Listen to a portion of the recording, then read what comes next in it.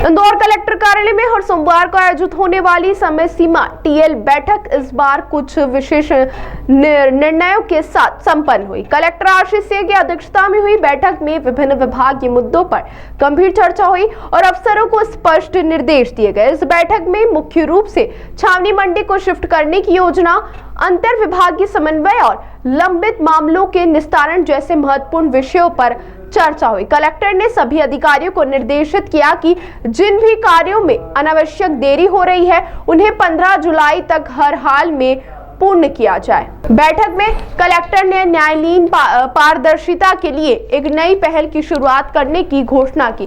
अब जिले के सभी न्यायालय बोर्ड रूम में सीसीटीवी कैमरे लगाए जाएंगे जो सिर्फ न्यायालयीन समय के दौरान सक्रिय रहेंगे। इन कैमरों का लाइव फीड कलेक्टर परिसर में स्थापित एलईडी स्क्रीन पर प्रसारित किया जाएगा। यह प्रणाली शुक्रवार से लागू कर दी जाएगी। इसके अलावा कलेक्टर आशीष सिंह ने स्पष्ट किया कि किसी भी समस्या का समाधान तभी मनाया जाएगा जब उसका वास्तविक अमल हो जाए, चाहे वह कब्जा दिलाना हो या प्रशासनिक कार्रवाई।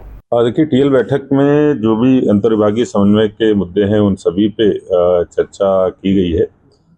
खास तौर पर एक जो मंडी शिफ्ट करने का हमारा प्लान चल रहा है छावनी मंडी का, तो उसमें जो पिछली एपीसी की बैठक हुई थी उसमें जो चर्चा हुई थी कि आईडीए जो भी जिस तरीके का प्लान लेके चल रहा है उसमें जो मंडी बोर्ड है उसकी भी सहायता ली जाए। तो मंडी बोर्ड की सहायता से इस प्लान को बहुत जल्दी एक्सपेडाइट कराना है, इस संबंध में निर्देश प्रदान किए गए हैं। इसके साथ साथ जो ज़िले में हमारे राजस्व के प्रकरण हैं उनके निराकरण के लिए एक विशेष अभियान चलाने के निर्देश प्रदान किए गए हैं, जिसमें कि हमारे 31 मई तक के जितने भी प्रकरण हैं उन सभी प्रकरणों का निराकरण आगामी 1 महीने में अर्थात 15 जुलाई तक कर लिया जाए।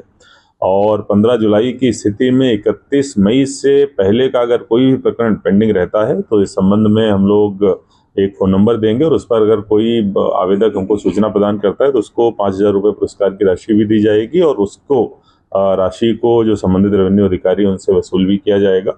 जो अच्छा इसमें काम करेंगे, 100% काम करेंगे, उनको पुरस्कार भी रेवेन्यू ऑफिसर्स को दिया जाएगा। एक जो हम लोगों ने नई व्यवस्था अभी चालू करने की बात की थी कि जितने भी हमारे रेवेन्यू ऑफिसर्स हैं वो समय पर अपना न्यायालय में बैठें, इस हेतु एआई इनेबल्ड हम लोग कैमरे उनके बोर्ड में लगवा रहे हैं। जो उनका कोर्ट रूम है वो जो कोर्ट का समय होगा केवल उस समय ऑन रहेंगे और वो जो कलेक्टर कार्यालय की स्क्रीन है उस पर वो दिखेंगे। ये व्यवस्था हमारी शुक्रवार से लागू हो जाएगी। इसके साथ साथ जो केसेस का डिस्पोजल है वो तभी माना जाएगा जब उसका अमल कर दिया गया हो या कब्जा आदि दिला दिया गया हो, तभी उसको अमल में हम लोग मानेंगे। ये भी निर्देश प्रदान किए गए हैं।